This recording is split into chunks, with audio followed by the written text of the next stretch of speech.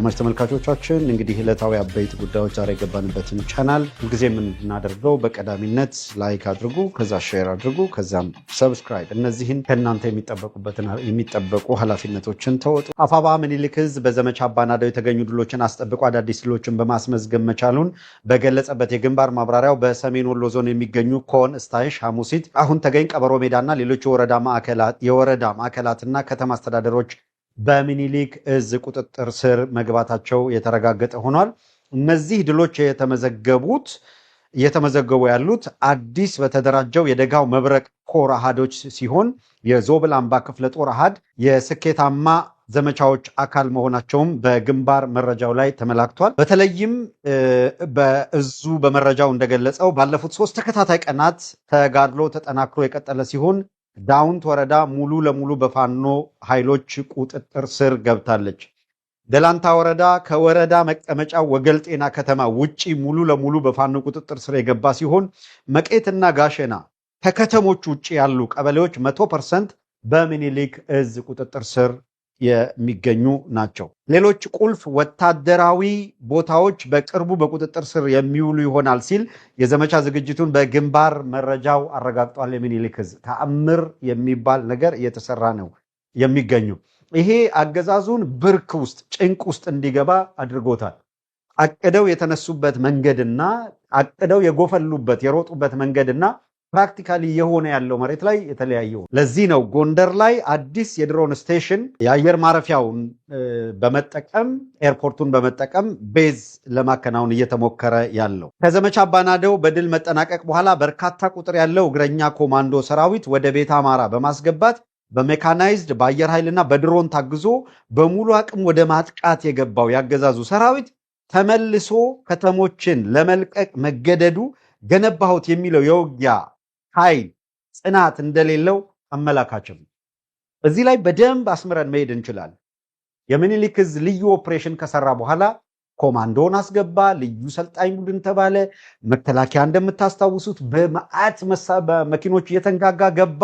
ጓዙን ጠቅልሎ ገብቶ እነዛ ፋኖ የተቆጣጠራቸውን በአጭር ኦፕሬሽን የምኒልክ ዕዝ ነፃ ያወጣቸውን ቀጠናዎች መልሼ በቁጥጥር ስር አውያለሁ ብለው መግለጫ ሰጡ። የምኒልክ ዕዝ የመጀመሪያ ኦፕሬሽኑን በስኬት ካጠናቀቁ በኋላ የኦፕሬሽኑ ሂደት በስኬት ተጠናቋል። ይሄ ማለት ግን ቀጣይ ዘመቻዎቻችን ምንና እንዴት በምን ላይ እንደሚያተኩሩ እኛ የምንሄድበት የምንገልጸው ነው በሚል ነበረ ያነሱት። አገዛዙ ፎክሮ 2 ሳምንት እንኳን ያገዛዙ ኳድሬዎች ከበሮ መጥተው 2 ሳምንት እንኳን ሳይሻገሩ በገፍ የገባውና በልዩ ሁኔታ ሰልጥኗል የተባለው አካል ብትንትኑ ወጥቶ የያዛቸውን ያስኳቸው ያላቸውን ወረዳዎች በሙሉ ለቆ እንዲፈረጥጥ ምክንያት ሆናል። አብዛኛው ቀበሌዎችም ተመልሰው በሙሉ በሙሉ በፋኖ ቁጥጥር ስር እንዲውሉ ሆኗል። ከዘመቻ አባናደው በድል መጠናቀቅ በኋላ ነው በርካታ ቁጥር ያለው ደግሞ ያለው እግረኛ ኮማንዶ ሰራዊት ወደ ቤተ አማራ ወሎ በማስገባት በሜካናይዝድና በአየር ኃይል በድሮን ታግዞ ነበረ ሲዋጋ የከረመ። ይሄንን ሙሉ አቅም ተጠቅሞ በቁጥጥር ስር አዋልኳቸው ካለው ከተማ በፋኖ ኃይሎች እየተገረፈ ወጥቶ እንዲሸሽ ምክንያቱ ነው። ለዛ ነው ብርሃኑ ጁላ በቀደም ሲናደድ ያያችሁ። ያገዛዙ ኃይል ምሽግ ለቆ የፋኖ ታጣቂዎች እንዲገባና በመግደያ ወረዳ ውስጥ አስገብቶ በማጥቃትም ሆነ በፋኖ ኃይሎች የዘመቻ እቅዶች በአውደ ውጊያው ሙትና ቁስለኛ በማድረግ በሰብአዊ ምርኮ ብሎም ከአውደ ውጊያ ውጪ በማስኮብለል ስትራቴጂ ሰራዊቱ እየተናደ መሆኑን የገለጸው የአፋባ ምኒልክ ዕዝ የግንባር መረጃ ለላቀ ድል ዝግጁ ነን ሲል አክሎበታል። ደረት መምታት መብታችሁ ነው እየተከበረላችሁ ያለው። የመንፈራፈር መብታቸውን ነው እያከበርንላቸው የምንገኘው። የአገዛዙ ጦር በሰሜን ወሎ ዞን መርሳ ከተማና ደቡብ ወሎ ዞን ሐይቅ ከተማ ምስራቃዊ ቀጠናዎች እስከ አፋር አጎራባች አካባቢዎች ባለፉት 5 ቀናቶች ከባድ ማጥቃት ቢያደርግም በምስራቅ አማራ ኮር 1 ባለሽርጡ ክፍለ ጦር በኮሩ ወታደራዊ አመራሮች የውጊያ እቅድ ከመከላከል ወደ መልሶ ማጥቃት የውጊያ ምዕራፍ ማደግ መቻሉንም አሳውቋል። በአሁኑ ሰዓትም የመርሳና የሐይቅ ምስራቃዊ ቀጠናዎች እንዲሁም የአምባሰል ወሳኝ ገዢ መሬት በፋኖ ኃይሎች እጅ እንደሚገኝ በግንባር መረጃ ላይ ተመልክቷል። ልድገመው። በአሁኑ ሰዓት የመርሳና የሐይቅ ምስራቃዊ ቀጠናዎች እንዲሁም የአምባሰል ገዢ መሬት በፋኖ ኃይሎች ቁጥጥር ስር እንዲገኝ ማድረግ ተችሏል። የአምባሰል ገዢ መሬቶችን ለመቆጣጠር ሊደረግ የሚችል የውጊያ እንቅስቃሴ ምን ሊሆን እንደሚችል ማን በቀላሉ መገመት ይቻላል። ጋሸና ከቶፖግራፊ ከስትራቴጂው አንጻር ወሳኝ ስለሆነ ከተማዋ ላይ በድሮንም በምንም በሰፊ ኃይልም ከተማዋ ላይ ከመስፈር ውጪ በሙሉ የወረዳ ምናምን ቀበሌ የሚባለው በፋኖ ቁጥጥር ስር ያለ ነው።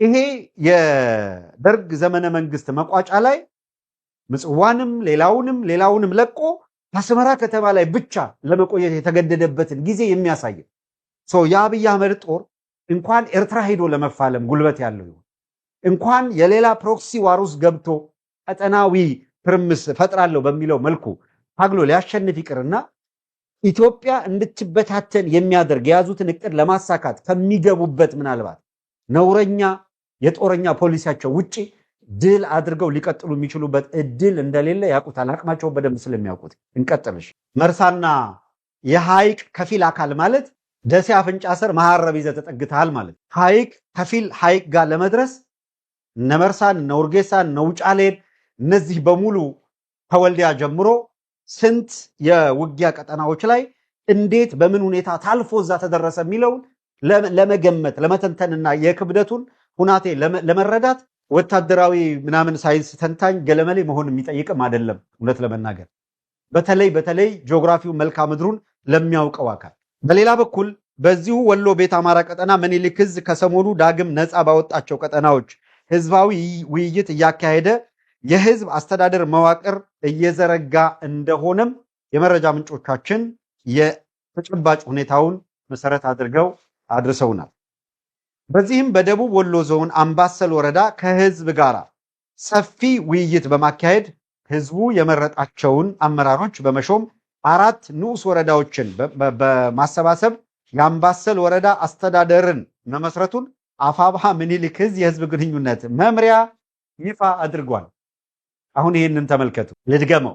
በደቡብ ወሎ ዞን አምባሰል ወረዳ ከህዝብ ጋር ሰፊ ውይይት በማካሄድ ህዝቡ የመረጣቸውን አመራሮች በመሾም 4 ንዑስ ወረዳዎችን በማሰባሰብ ከ4ቱ ንዑስ ወረዳዎች የተውጣጣ የአምባሰል ወረዳ አስተዳደርን መስርቷል። መንግስት እየመሰረቱ ያጸኑ ነው። ይሄንን ማድረጉን አፋብሃ ምኒልክ ዕዝ ይፋ አድርጓል። ቀጠና መቆጣጠር ብቻ ሳይሆን ህዝብ በተረጋጋ ሁኔታ በማወያየት ነፃ በወጡ ቀጠናዎች ላይ የመንግስት አስተዳደር እየመሰረቱ መሄድን ነው እየነገሩን ያሉት። ይሄ የሚደንቅ ነው። በተጨማሪ 4 ይህ በእንዲህ እንዳለ ወደ ጎንደር ልምጣ። የጎንደር ፋኖ ኃይሎች ከፍተኛ ድል እንደቀናቸውም ደግሞ ተረጋግጧል። ከወሎ ቤት አማራ የጎንደር ሁኔታ ደግሞ እረፍ አድርገን እናንሳ። በጎንደር መተማ አዲስ ውጊያ ተቀስቅሷል። አሁን ወደ ትግራይ የአብይ አገዛዝ ጦር ወደ ማዝመት ሲሄድ የትጋ እንዴት ምን አይነት ግንባሮች ሊፈጠሩ ይችላሉ የሚለውን ሲምፕሊ አመላካች ነገርም ነው የምታዩት። በጎንደር መተማ አዲስ ውጊያ ተቀስቅሷል። አፋብሃ በላይ ዘለቀ ዕዝ መይሳው ካሳ 2ኛ ኮር በግንባር መረጃው ላይ እንዳመለከተው መነሻውን ምዕራብ አርማጭሆ ማሰሮ በማድረግ ወደ መተማ ወረዳ ለመግባት ሲንቀሳቀስ በነበረ የአገዛዙ ጦር ላይ ድንገተኛ ማጥቃት በመፈጸም 27 ሙት ቁጥሩ በውል ያልታወቀ ቁስለኛ በማድረግ ከመንገድ ማስቀረት መቻላቸውን ይፋ አድርገዋል።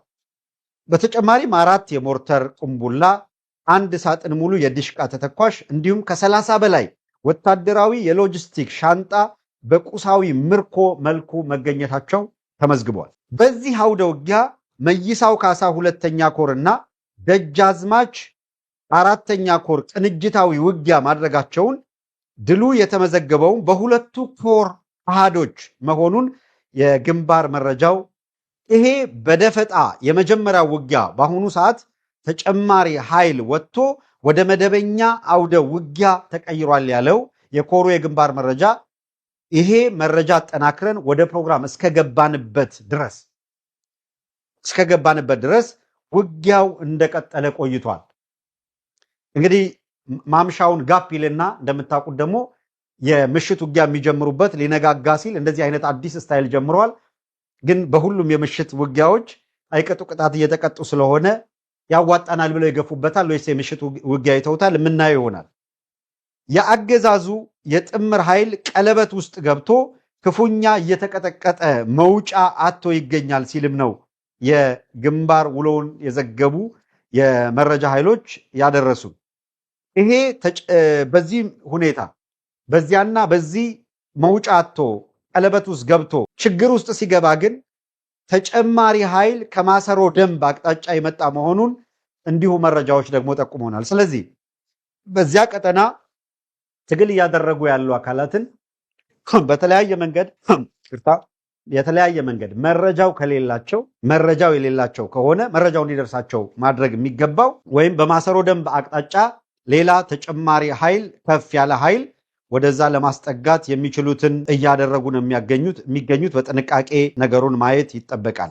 እስከ ፍጻሜው ድረስ አብራችሁን ቆዩ። የገባንበትን ቻናል ላይክ አድርጉ፣ ሼር አድርጉ፣ ሰብስክራይብ አድርጉ።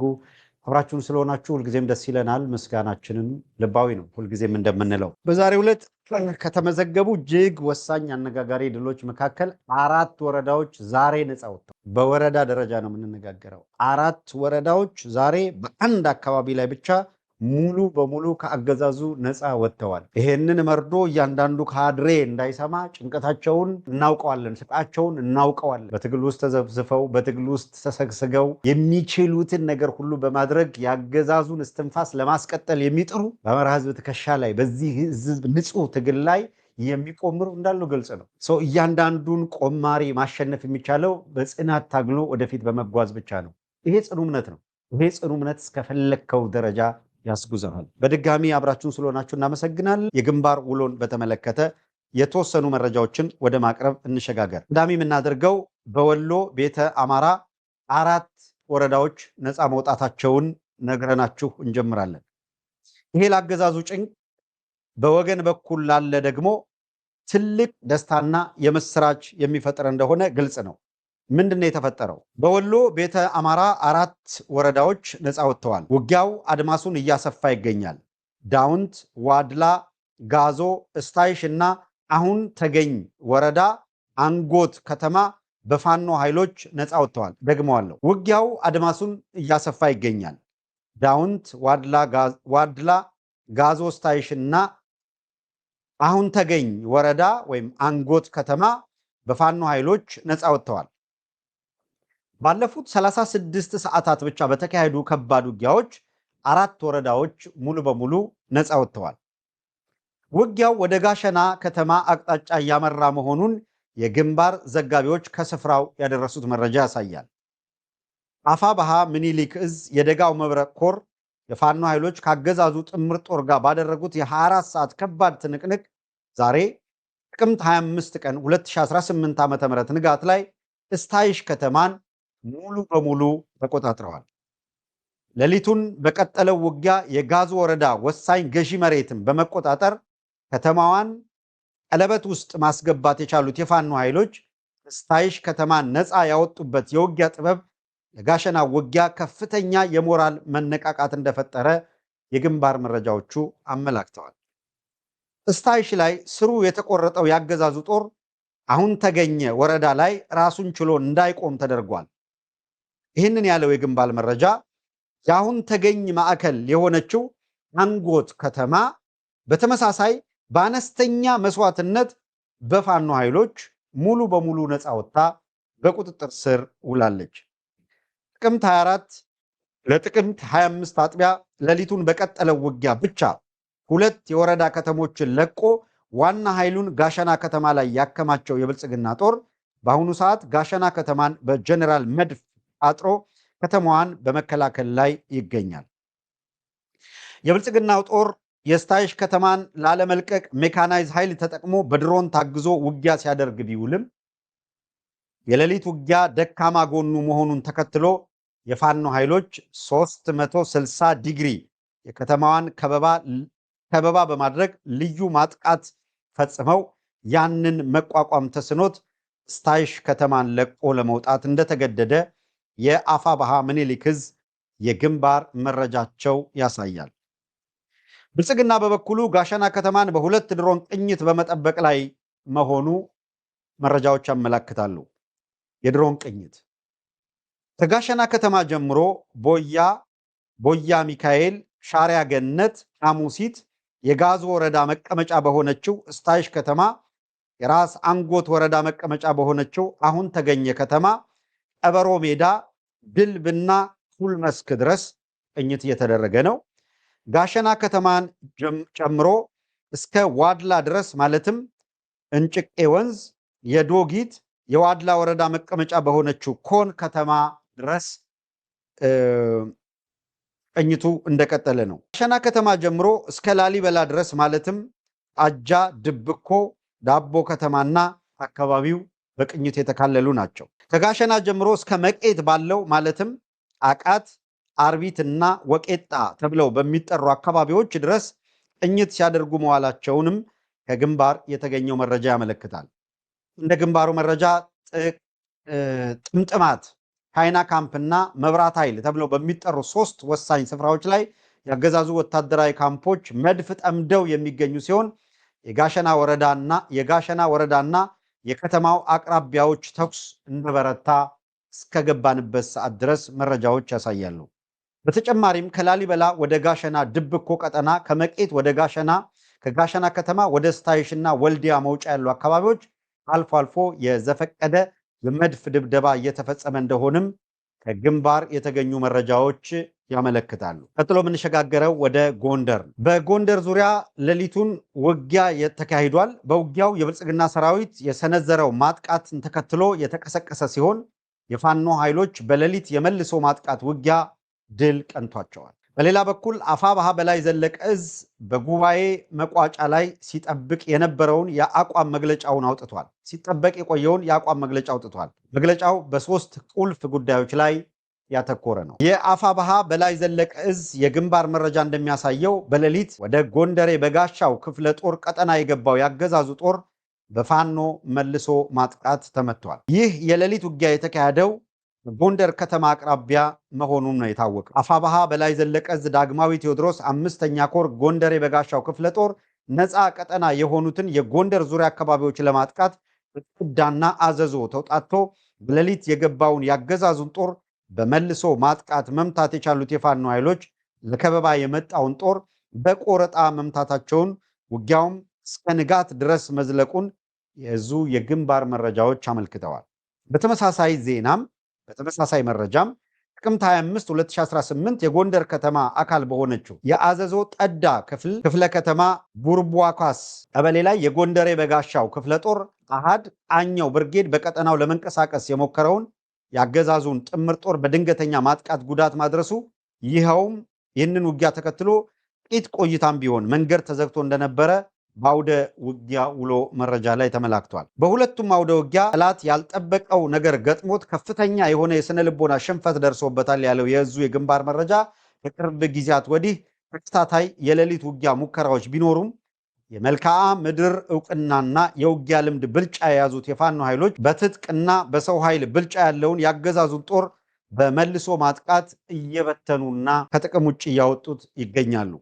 በጎንደር ዙሪያ ቀላል የማይባሉ የከተማው ሳተላይት ቀበሌዎች አሁንም በፋኖ ኃይሎች ነፃ ቀጠና ሆነው የሚገኙ ናቸው። ይህ በእንዲህ እንዳለ አፋብኃ በላይ ዘለቀ እዝ በጉባኤ መቋጫ ላይ የአቋም መግለጫውን አውጥቷል። ቀደም ሲል እንደገለጽ ነው እዙ በድርጅታዊ ማዕከላዊነት የህልውና ትግላችን ዓላማ እናሳካለን በሚል ቃል ከመስከረም 23 እስከ ጥቅምት 7 2017 ዓ.ም ዓመታዊ የሥራ አስፈጻሚ ጉባኤውን ያካሄደ ሲሆን የጉባኤውን መጠናቀቅ ተከትሎ 3 ቁልፍ ጉዳዮች ላይ ያተኮረ መግለጫ አውጥቷል። ለጋራ ትግል፣ ለጋራ ዓላማና ግብ በጋራ መምከርና መሰልጠን በማስፈለጉ ይህ ታሪካዊ ጉባኤ ተዘጋጅቶ በተሳካ መንገድ ተጠናቋል ያለው እዙ በአመራር ማብቃት፣ በሰራዊት ግንባታ፣ በአንድነት ቀጠናዊ ጉዳዮችና ዘላቂ የድል መንገዶች ላይ ውሳኔ አሳልፏል። በቀዳሚው ነጥብ የጀመርነው የህልውና ትግል ከያዝነው ነባራዊ እውነት ባሻገር ብርቱ መረዳትን፣ ክህሎትንና ልዩ ልዩ የትግል ስልት መንገዶችን መንደፍ ጭምር አጥብቆ ይሻል ያለው እዙ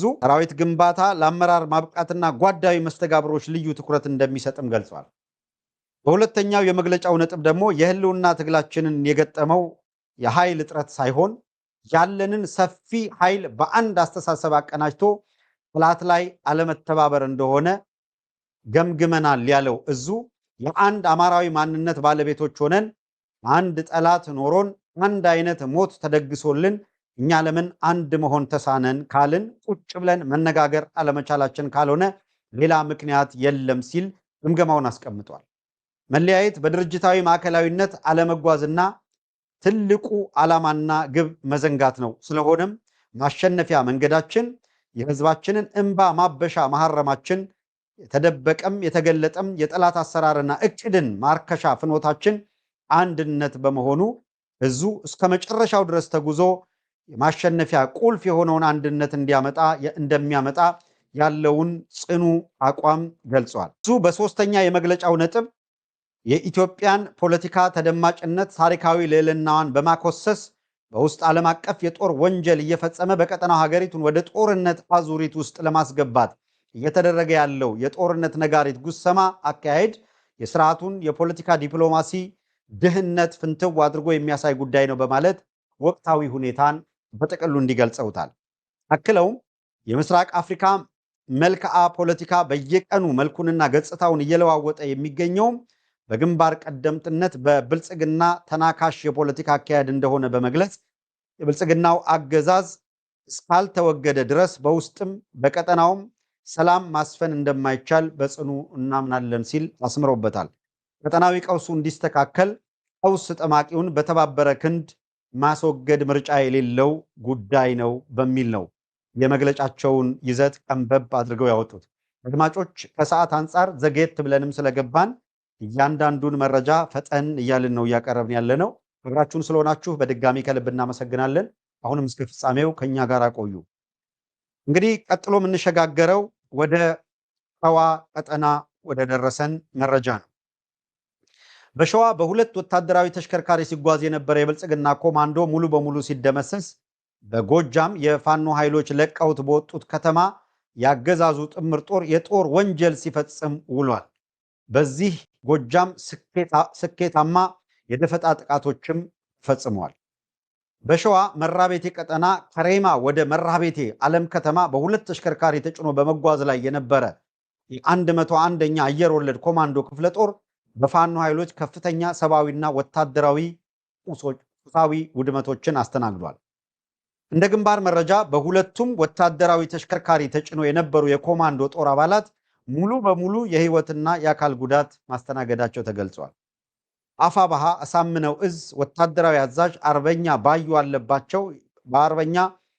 ባዩ አለባቸው የተመራው ይህ ልዩ ኦፕሬሽን መነሻውን ሬማ ከተማ መዳረሻውን መራቤቴ ዓለም ከተማ በማድረግ በጉዞ ላይ የነበረውን ያገዛዙን 101ኛ አየር ወለድ ክፍለ ጦር ከመንገድ ላይ ማስቀረት የቻለው ከነ ወታደራዊ ተሽከርካሪዎቹ እንደሆነ በመረጃ ተረጋግጧል። አገሬት ቁምባ በተባለ ቦታ በተወሰደ ድንገተኛ ጥቃት የአየር ወለዱ ጦር ሙሉ ለሙሉ ተደምስሷል ያለው የእዙ የግንባር መረጃ በውጊያው አጼ ዘርዓ ያዕቆብ አንደኛ ኮር ከናደው ክፍለ ጦርና ከአጼ ይኩኖ አምላክ ክፍለ ጦር በተውጣጡ የፋኖ ኃይሎች የተሰራ ልዩ ኦፕሬሽን መሆኑንም አሳውቀዋል። ዛሬ ረፋዱ ላይ 5 ሰዓት ገደማ በተወሰደ በዚህ ልዩ ኦፕሬሽን 2 ወራል ጨምሮ በርከት ያሉ የአየር ወለዱ የነፍስ ወከፍና የቡድን የጦር መሳሪያና ተተኳሽ እንዲሁም የወገብ ትጥቅ በምርኮ ገቢ መደረጉን አፋባሃ አሳምነው እዝ በግንባር መረጃው ላይ ገልጿል። ዛሬ ይህ በእንዲህ እንዳለ አፋባሃ ቴዎድሮስ እዝ የፋኖ ኃይሎች ጃዊ መተከል ቀጠና የሻለቃዎች ጥምረት ባደረጉት የደፈጣ ውጊያ ባገዛዙ ጦር ላይ ሰብአዊና ቁሳዊ ወታደራዊ ጉዳት ማድረሳቸውንም እንዲሁ በመረጃቸው አካተዋል። የማህበረሰቡን አዝመራ የምሽግ መቆፈሪያና የአስከሬን መቅበሪያ አድርገውታል ያሉት እነዚህ አመራሮች በተለይም የጃዊ የፈንደቃ የፋኖ ኃይሎች ከተማዋን ለቀው ከወጡ በኋላ የተመለሱት የብልጽግና ጥምር ጦር አባላት በገቡበት ሁሉ በተለይ የተዘጉ ቤቶችን በመክፈት ያገኙትን ዕቃ ዘርፈዋል ያሉት የአካባቢው ምንጮች ሰዎች ባሉበት ቤት እንደ ወርቅ እና ብር መሰል ጌጣጌጦችን እያስወለቁ ነጥቀዋል፣ ሳጥን እየሰበሩም አስወጥተዋል። የማህበረሰቡን አዝመራ የምሽግ መቆፈሪያ የአስከሬን መቀበሪያም አድርገውታል ሲሉ ነው አክለው የገለጹት። የፈንድቃ ከተማ ነዋሪዎች በከተማዋ ሰዓት እላፊ አዋጅ መጣሉንም አሳውቀዋል። ከዚህ ቀደም በዚሁ ጃዊ ፈንድቃ ከተማ በተካሄደ ውጊያ ያገዛዙ ጦር የፋኖ ቁስለኛ በመያዝ ዓለም አቀፍ የጦርነት ሕግን በመጣስ በአሰቃቂ ሁኔታ ሲረሽን እንደነበረ በተደጋጋሚ በመረጃ መመልከቱ የሚታወቅ ነው።